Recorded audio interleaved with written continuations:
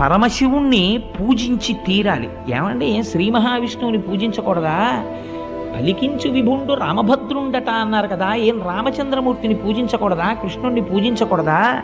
శివుణ్ణి పూజించమని పోతన గారు ఎందుకు చెప్పారు అంటే, పరమశివుణ్ణి మనం లింగ రూపంలో ఆరాధన చేస్తాం. లింగ రూపానికి కాళ్ళు చేతులు ఉన్నాయా? మీరు ఒకసారి ఆలోచన చేయండి.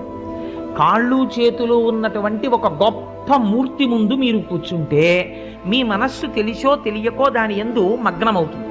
ఎంత బాగున్నాడో స్వామి, ఎంత బాగున్నాడో అని మీ మనస్సు అక్కడ నిలబడుతుంది. కాళ్ళు చేతులు లేవు, అలాగని రూపం లేకుండా లేదు. రూపము ఉంది, రూపము లేదు. లింగానికి కాళ్ళు చేతులు ఎక్కడున్నాయి? కాళ్ళు చేతులు లేవు.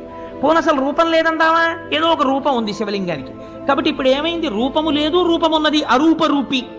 అరూపరూపి అయినటువంటి లింగమును ఆరాధన చెయ్యాలంటే మీరు సాధన